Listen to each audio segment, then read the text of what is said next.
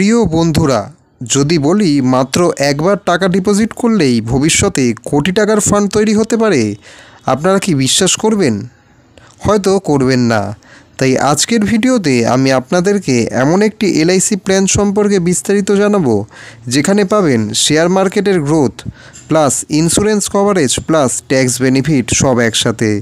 আর সবচেয়ে বড় কথা হলো, এখানে 2 লাখ টাকার ডিপোজিট ম্যাচুরিটিতে পৌঁছে যেতে পারে প্রায় 24 লাখ টাকায়। প্রিয় বন্ধুরা, আজ আমরা যে প্ল্যান নিয়ে আলোচনা করব তার নাম হলো এলআইসি নিবেশ প্লাস।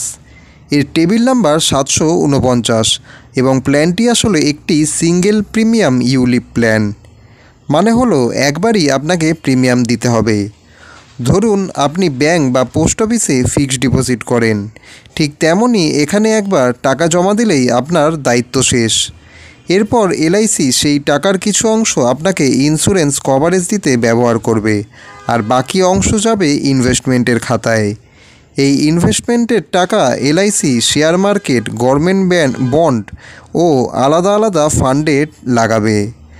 এখন এই ফান্ড থেকে যে প্রফিট হয় সেখান থেকে চার্জ বাদ দিয়ে বাকি টাকাটা আপনাকে দেওয়া হবে। সহজ কথায় আপনার টাকা একই সাথে সেভিংস, ইনভেস্টমেন্ট আর ইন্স্যুরেন্সের মধ্যে কাজ করতে থাকবে। এবার আসি কে কে এই প্ল্যানটি নিতে পারবেন। এই প্ল্যান নেওয়ার জন্য মিনিমাম এন্ট্রি এজ মাত্র 90 দিন হতে হবে। মানে আপনার ছোট্ট শিশুর নামেও এই পলিসি চালু করা সম্ভব। আর ম্যাক্সিমাম এজ নির্ভর করছে কোন অপশান নিচ্ছেন আপনি তার উপর।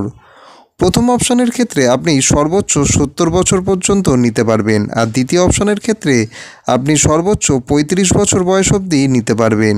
এখানে কিছু পলিসি টার্ম আছে। যদি আপনি অপশান 1 বেছে নেন তাহলে 10 বছর থেকে 25 বছর পর্যন্ত টার্ম বেছে নিতে পারবেন। আর যদি অপশান 2 বাছেন তাহলে বয়সভেদে কিছু শর্ত আছে।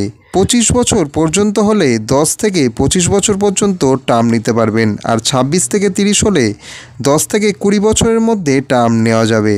আর যদি বয়স 31 থেকে 35 হয় তাহলে টার্ম হবে এখানে 10 বছর। প্রিমিয়ামের আসল শর্তগুলো হলো, মিনিমাম প্রিমিয়াম ধরা হয়েছে এখানে 1,25,000 টাকা। এর কমে এই প্ল্যান নেওয়া যাবে না, তবে ম্যাক্সিমাম প্রিমিয়ামের কোনো লিমিট নেই। এখানে খুব গুরুত্বপূর্ণ অংশ হলো সাম অ্যাসিওর্ড বা রিস্ক কভারেজ।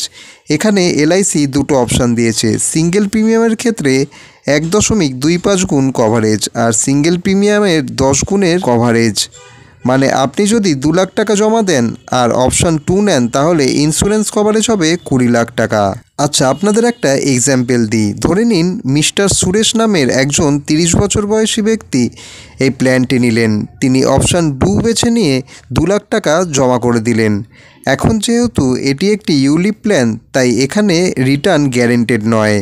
তবে আমরা যদি 15% রিটার্ন ধরতে পারি তাহলে 20 বছর পর তার টাকার ভ্যালু দাঁড়াবে প্রায় 24,59,000 টাকা। আর যদি তিনি 5 লাখ টাকা জমা দেন তবে 20 বছর পর তার ম্যাচুরিটি ভ্যালু দাঁড়াবে প্রায় 61,48,000 টাকা। কিন্তু এক্ষেত্রে আবারও মনে করিয়ে দিই, এটা শুধু অনুমান। এখানে রিটার্ন 8, 10, 12 বা 15%ও হতে পারে, কারণ এটি শেয়ার মার্কেটের সাথে যুক্ত।